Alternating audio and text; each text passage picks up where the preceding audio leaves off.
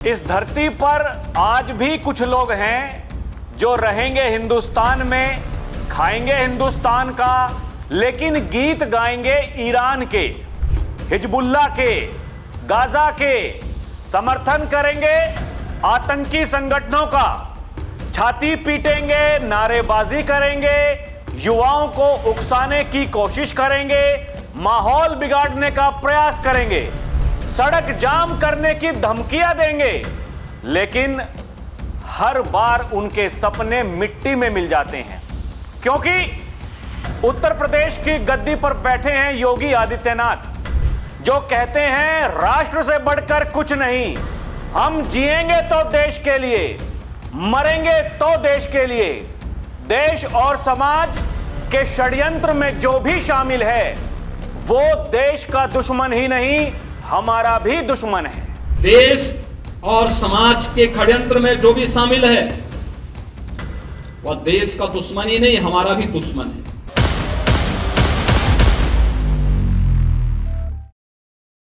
दर्शकों नमस्कार, DNP India में आपका स्वागत है। मैं हूं आपके साथ राहुल चौधरी।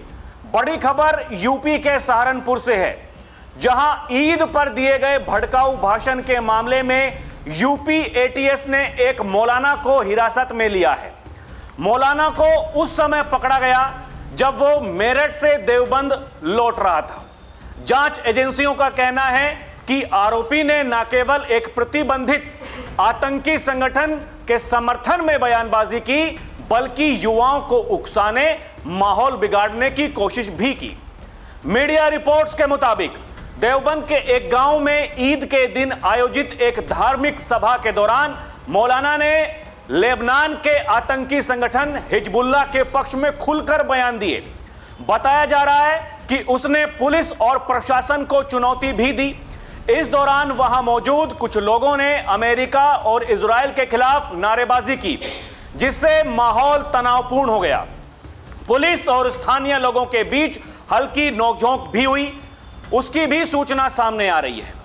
इस घटना के बाद से ही स्थानीय पुलिस और खुफिया एजेंसियां सतर्क हो गई थी। जांच में सामने आया है कि मौलाना सोशल मीडिया के जरिए भी युवाओं को प्रभावित कर रहा था।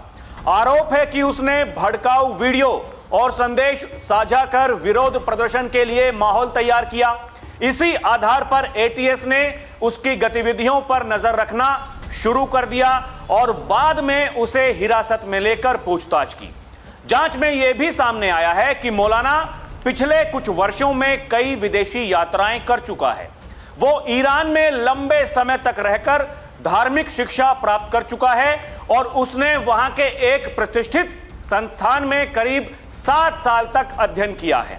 इसके अलावा उसने इराक, कतर, ओमान और दुबई जैसे देशों की भी यात्रा की है।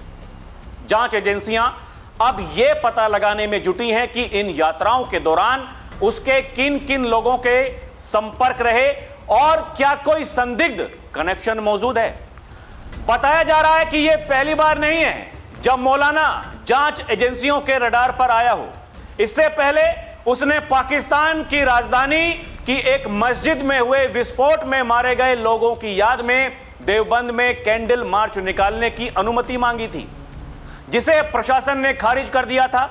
उसी समय से उसकी गतिविधियों पर नजर रखी जा रही थी। अब एटीएस ने मौलाना के mobile phone, social media account और जिनसे वो संपर्क कर रहा था, उनकी गहन जांच शुरू कर दी है। अधिकारियों को आशंका है कि यह मामला किसी बड़े नेटवर्क से भी जुड़ा हो सकता है, इसलिए हर पहलू को गंभीरता से खंगाला जा रहा है। हालांकि पूछताछ के बाद उसे छोड़ दिए जाने की चर्चा भी है, लेकिन अभी तक कुछ ऐसा पुख्ता नहीं है कि वो पुलिस की कस्टडी में है या फिर उसको छोड़ दिया गया है। इस पर अभी तक कोई आधिकारिक बयान सामने नहीं आया है। दर्शकों, हमारे देश में बड़े बड़े कलाकार हैं, बड़ी बड़ी बातें करते हैं कि जी मजहब नहीं सिखाता हमें आपस में बैर रखना और गंगा जमुनी तहजीब, ये बड़ी बड़ी बातें आपको बताई जाती हैं, सिखाई जाती हैं। आप इस बात को समझिए कि ऐसे लोग जो भारत में रह रहे हैं, लेकिन उनका ईरान में रहने वाले लोग, चलिए ठीक है ईरान एक देश है, हम मान सकते हैं कि भाई आपकी हमदर्दी वहां के लोगों के लिए हो सकती है। कुछ लोग हैं जो कहते हैं कि ईरान हमारा दोस्त है, मित्र है, वो उनकी विचारधारा हो सकती है, वो उनकी फिलॉसफी हो सकती है उनके अनुसार।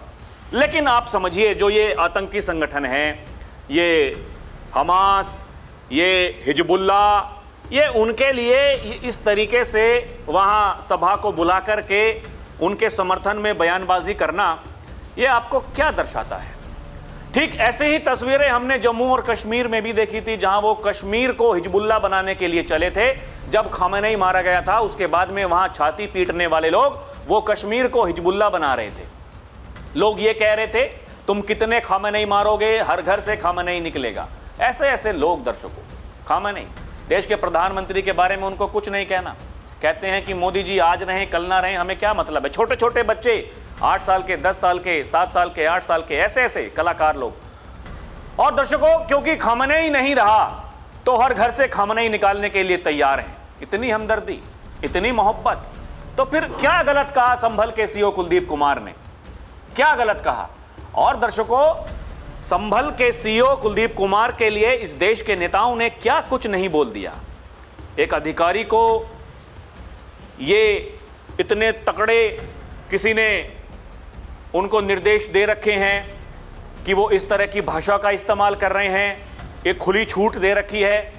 वो जो पाकिस्तान का फेल्ड फील्ड मार्शल है आसिम मुनीर, उसने भी तो यही कहा था कि जो पाकिस्तान में ईरान के लिए छाती पीट रहे हैं वो ईरान में चले जाएं। दर्शकों, पाकिस्तान को चलाने वाला व्यक्ति, वहां प्रधानमंत्री की कोई अहमियत नहीं, वहां सेना ही सब कुछ करती है, और उस सेना का जो मालिक है वो इस बात को कह रहा है। इसका मतलब है कि ये पाकिस्तान का आधिकारिक बयान है।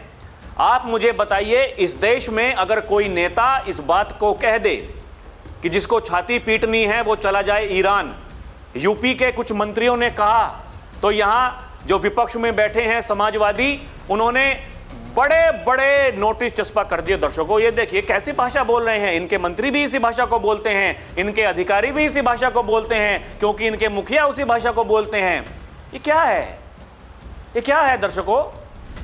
मौलाना को पकड़ लिया पुलिस ने कि भैया ये उत्तर प्रदेश में नहीं होगा, कहीं और आप कर सकते हैं। यहां बहुत सारे कलाकार हैं। ईद पर पता नहीं कितने लोगों ने धमकियां दे दी कि जी सड़कों पर नमाज पढ़ेंगे, काली पट्टी बांध करके आएंगे। वो हैदराबाद वाला मौलाना खुलेआम धमकी दे रहा था, खुलेआम। उत्तर प्रदेश में कहीं नहीं कर पाए। उत्तर प्रदेश की बात कर रहा हूं दर्शकों।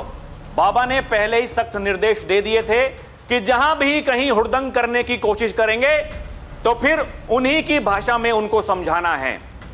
एक दो जगह खबरें आई, जैसे ये सहारनपुर वाली, लेकिन मामला तुरंत वहीं शांत। तुरंत जो वहां पर पुलिस प्रशासन था, स्थानीय लोग थे, बताया जा रहा है कि नोकझोंक हुई, लेकिन कोई बड़ी घटना सामने नहीं आई। बाद में मौलाना को धर लिया। वो जो हैदराबाद वाले मौलाना जी हैं, क्योंकि दर्शकों वो जो ओवैसी ब्रदर्स हैं वो उनके संपर्क में हैं, आप इस बात को जानिए। ओवैसी, छोटे वाले ओवैसी, मिस्टर योगी तैयार हो जाओ, हम उत्तर प्रदेश में आ रहे हैं। बाबा बोले तो आइए ना ओवैसी जी, आइए, क्या कर लेंगे आकर के, वहां हैदराबाद में है तो वहीं क्या कर लिया। योगी आदित्यनाथ कह रहे हैं दर्शकों, वो कह रहे हैं कि इनको डर इस बात का है कि 27 का जैसे ही चुनाव खत्म होगा उत्तर प्रदेश में, इसमें तो कोई किंतु परंतु नहीं कि समाजवादी पार्टी की दुर्गति होने वाली है, ये कहते हैं बाबा। वो कहते हैं कि जैसे ही हम 27 जीतेंगे हम हैदराबाद कुछ कर देंगे और वहां का नाम भाग्यनगर हो जाएगा। अब जो वहां वाले हैं लंबे समय से कुंडली मार के बैठे हैं, बड़े बड़े सपने देखते हैं, ये कहते हैं कि एक दिन हिजाब पहनने वाली लड़की इस देश की प्रधानमंत्री बनेगी। तो जिनका सपना ऐसा है, कयामत का दिन आएगा एक दिन, उनके लिए योगी आदित्यनाथ ये कहते हैं ये सपने ऐसे ही सड़ गल जाएंगे, वो कयामत का दिन कभी नहीं आएगा। दर्शकों, वीडियो में आगे बढ़ेंगे, पहले सुनिए बाबा क्या कहते हैं। ये जो कयामत का सपना पाले बैठे हैं उनके लिए सुनिए। जो कयामत के दिन आने का सपना देख रहे हैं, ऐसे ही सड़ गल जाएंगे, कभी वो दिन आने वाला नहीं है। दर्शकों, ये तो बात हुई सहारनपुर वाले, देवबंद वाले मौलाना जी की। एक और मौलाना सुर्खियों में है, मुजफ्फरनगर वाले मौलाना जी। देखिए इनकी करतूत देखिए दर्शकों। मुजफ्फरनगर मदरसे में मौलाना ने नाबालिग छात्र से किया कुकर्म, मुकदमा दर्ज, पुलिस ने धर लिया। देखिए दर्शकों, ये मीडिया रिपोर्ट्स में छपा हुआ है। मौलाना ने नाबालिग छात्र के साथ कुकर्म किया। घटना का वीडियो वायरल होने पर कार्रवाई हुई। आरोपी मौलाना इकबाल को पुलिस ने पकड़ लिया है। बताया जा रहा है कि लगभग 5 दिन पहले हुई इस घटना का वीडियो इंटरनेट पर प्रसारित हो रहा है। पुलिस ने आरोपित मौलाना के खिलाफ मुकदमा दर्ज कर उसे हिरासत में ले लिया। उससे पूछताछ की जा रही है।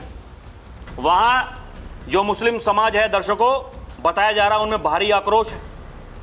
कह रहे हैं अरे इसको तो पकड़ना चाहिए था, फांसी होनी चाहिए, ऐसे ऐसे लोग बात कर रहे हैं। देखिए 70 वर्षीय मौलाना इकबाल शाहपुर स्थित मदरसा जामिया इस्लामिया गुलजार ए मोहम्मदी में पढ़ाता है।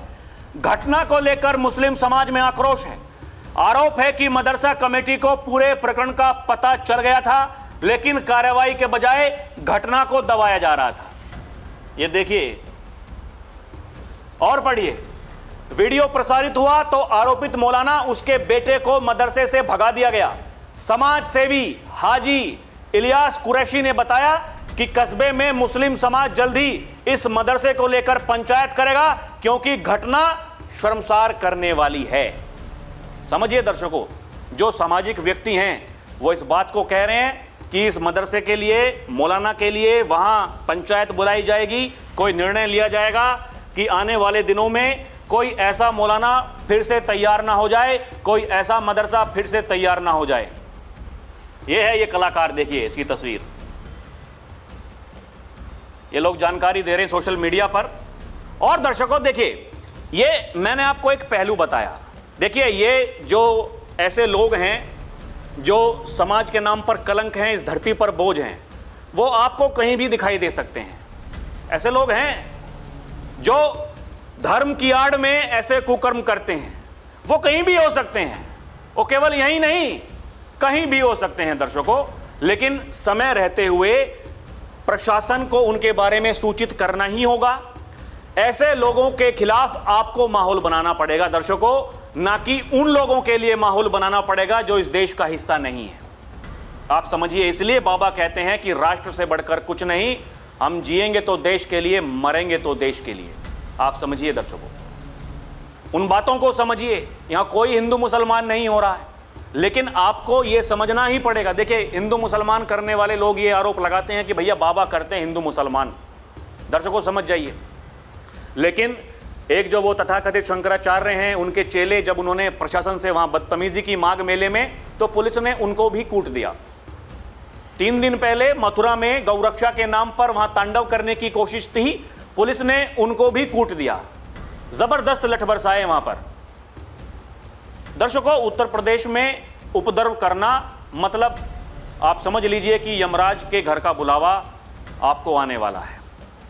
ये मैं नहीं कह रहा हूं, ये योगी आदित्यनाथ कहते हैं दर्शकों। देखिए एक तरफ ऐसे लोग हैं समाज में, ऐसे कुकर्म करते हैं। कितने लोग मौलाना के पास में जाते होंगे जादू मंत्र करवाने के लिए कि जी हम बीमार हो गए हैं, थोड़ा जादू मंत्र कर दीजिए, ठीक हो जाएंगे, खांसी जुकाम ठीक हो जाएगा। होता है ना गांव देहात में, लोग जाते ही हैं, जाते हैं, जाएंगे मौलाना के पास में, मौलाना फूंक मारेगा, ठीक।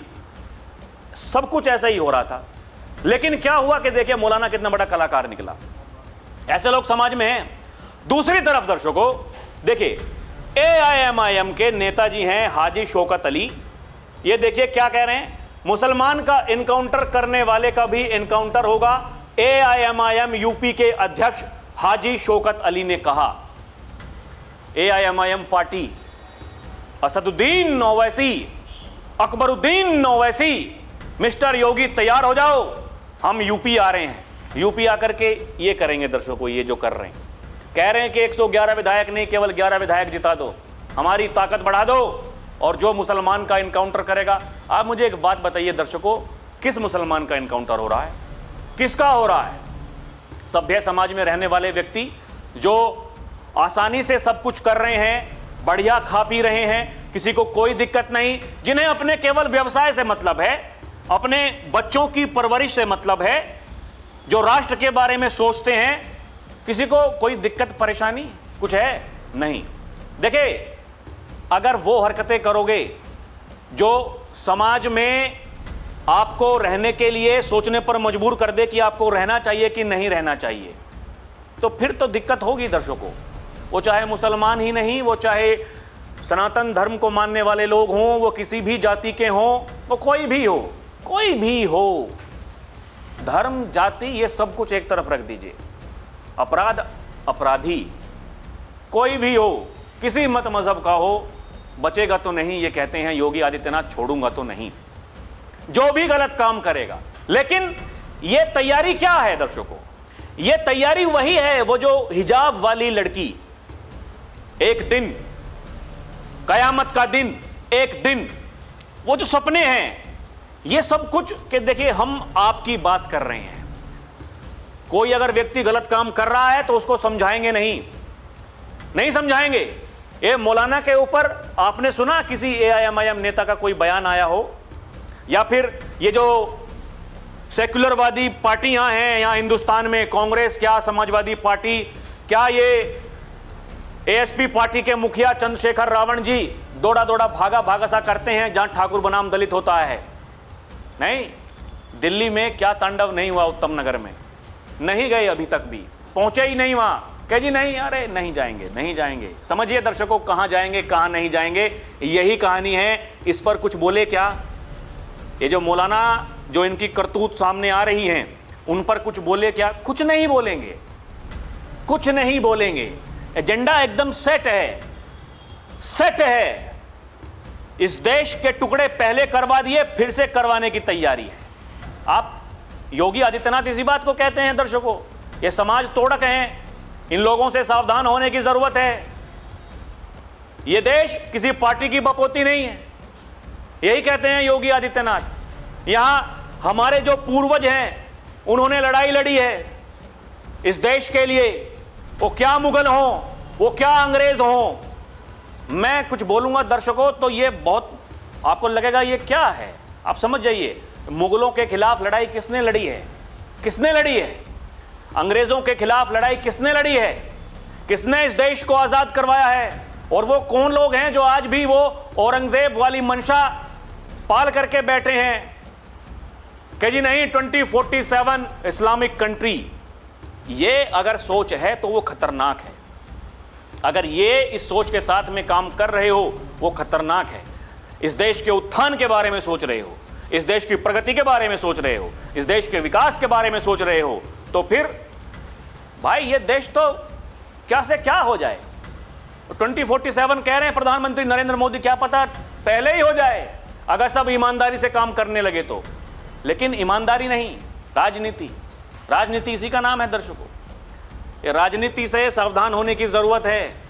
ऐसे लोग केवल चुनावी भाषण देंगे, आपको सड़कों पर उतारेंगे, आपका इस्तेमाल करेंगे, लेकिन होगा तो कुछ नहीं।